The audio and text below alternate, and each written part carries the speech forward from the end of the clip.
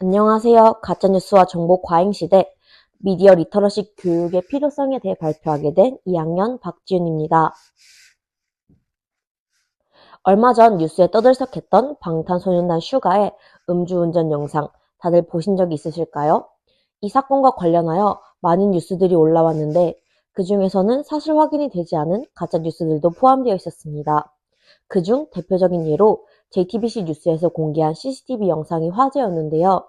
진술과 일치하지 않는 빠른 속도로 질주하는 일반인의 CCTV를 공개함으로써 대중에게 혼란을 일으켰는데 경찰 조사 결과 슈가가 아닌 일반인으로 밝혀지게 되어 JTBC에서 공식적으로 사과 방송을 내보내기도 하였습니다.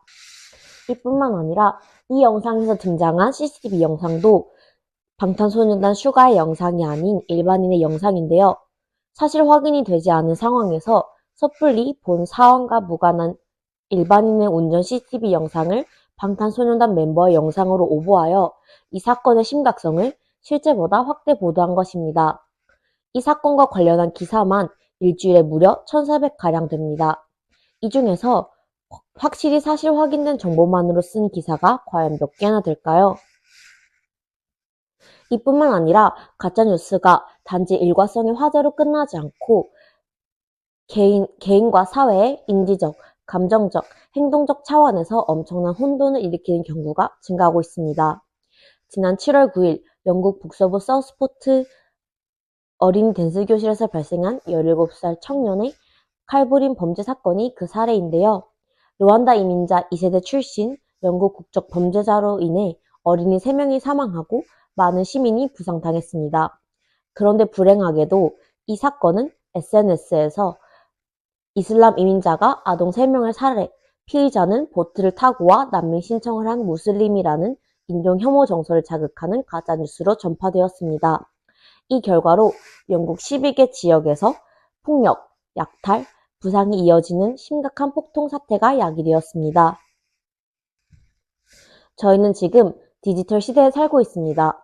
알고 싶은 정보가 있다면 언제 어디서든지 원하는 정보를 쉽게 찾아볼 수 있는 것이죠. 하지만 그만큼 주어지는 정보의 양이 많아지고 그 중에서는 검증되지 않은 잘못된 정보나 가짜 뉴스도 함께 유통될 가능성이 높아집니다. 이러한 상황 속에서 우리는 많은 정보들을 비판적으로 수용하는 능력이 필요한데요.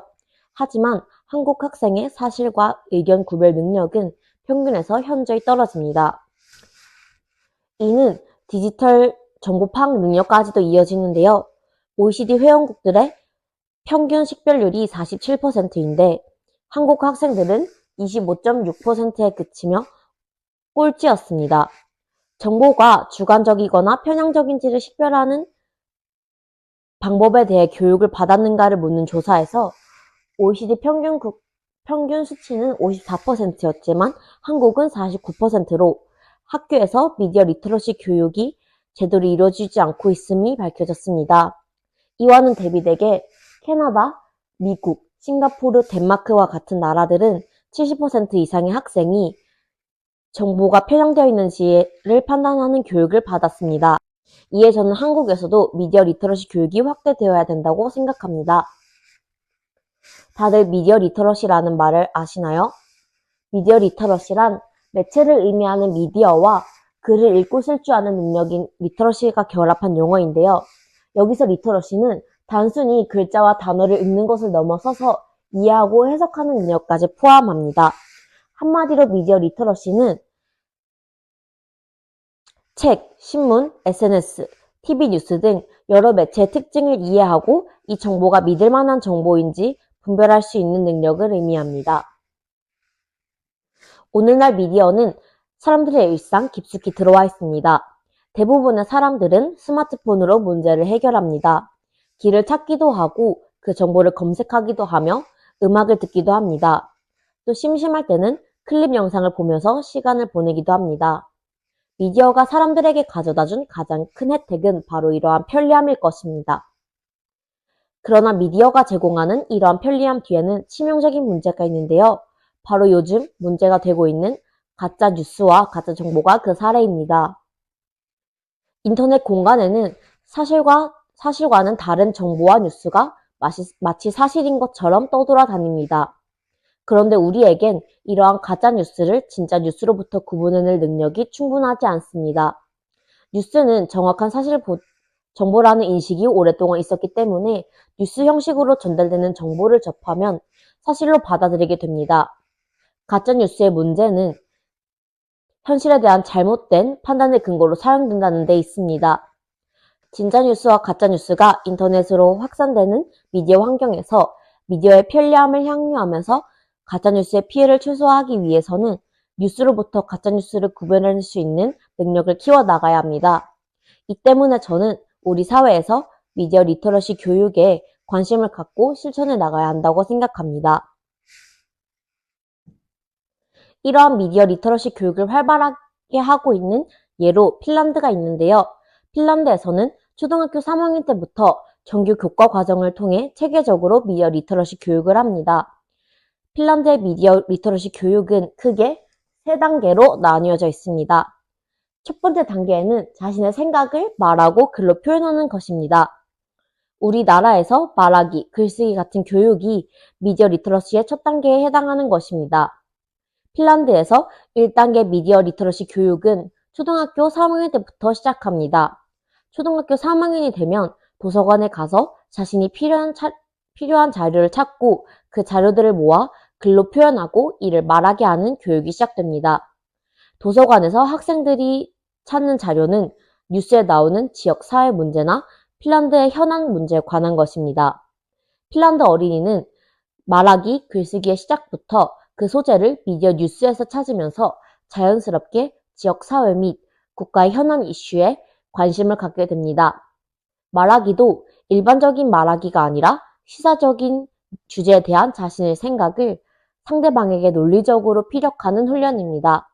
이렇게 말하기, 글쓰기 단계에서부터 미디어 뉴스는 중요한 기초 자료로 활용됩니다. 미디어 리터러시 교육의 두 번째 단계는 학생들이 직접 뉴스를 제작하는 것입니다. 학생들이 신문 기사를 작성하거나 동영상 뉴스를 제작하게 됩니다. 뉴스를 제작할 때에는 언론인이 교육에 참여하여 도움을 주는데요. 즉, 미디어 리터러시 교육을 교사만 담당하는 것이 아니라 지역 사회, 그리고 미디어가 함께하는 것입니다. 핀란드의 신문업계는 200명 이상의 미디어 전문가와 함께 미디어 교육을 제공하고 있으며 공영방송 일레도 2016년부터 미디어 리터러시 교육의 일환으로 일레 뉴스 클래스를 운영하고 있습니다. 이렇게 신문사와 방송사가 미디어 리터러시 교육을 적극 지원하지만 뉴스 제작은 전적으로 학생 주도로 이루어집니다. 학생들은 스스로 뉴스의 주제를 정하고 취재를 하여 제작합니다. 이 과정에서 기술적인 부분 등 어려움에 봉착하였을 때만 전문 언론인이 도와줍니다. 미디어 리터러시 교육의 일환으로 학생들에게 뉴스를 제작하게 하는 이유는 뉴스를 직접 제작해봐야 뉴스에 대한 건전한 비판이 가능하다고 생각하기 때문입니다. 세 번째 단계는 바로 비판적 사고를 기르는 과정으로 미디어 리터러시 교육이 지향하는 바입니다.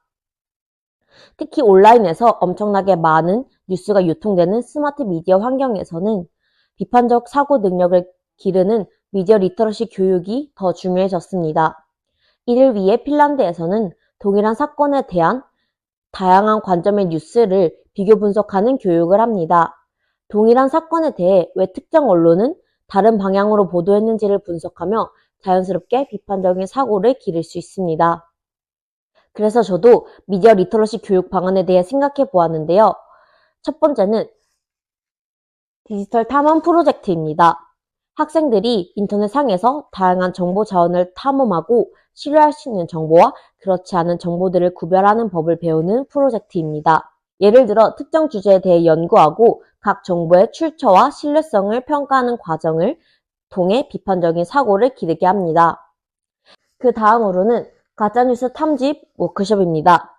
학생들에게 가짜뉴스와 진실된 뉴스를 구별하는 방법을 가르쳐 실제 사례를 분석하고 가짜뉴스의 특징을 파악하며 이를 토대로 가짜뉴스 식별 퀴즈를 진행해 보는 것입니다.